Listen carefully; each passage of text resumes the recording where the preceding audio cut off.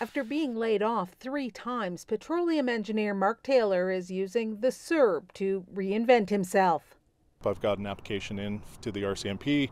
Hopefully that's the next stop in my career. Taylor's slice of pandemic federal assistance is part of hundreds of millions of emergency federal dollars flowing into Alberta in benefits, subsidies, and loans. We asked economist Trevor Toome to crunch those numbers. For the first time in 55 years, it looks like the federal government is going to be spending a lot more in Alberta than they collect in revenue from Alberta taxpayers. Albertans typically pay more into Canada than they receive back. Before the 2014-2015 recession, it was about $20 billion more. But this year, COVID and low oil revenues have reversed that.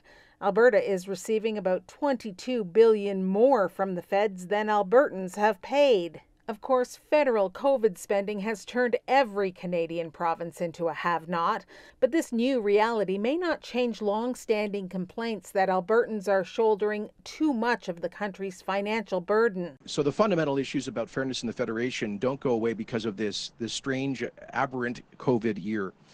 We'll need to continue to address those. Some suggest spending all that money, even in Alberta, may actually make some Albertans more aggrieved. Albertans are going to have to pay all this money back for everybody else, not just the money that's being borrowed to send to Alberta, but the money that's being borrowed to be sent to Quebec, for example. Once Alberta is officially a have province again, of course. Carolyn Dunn, CBC News, Calgary.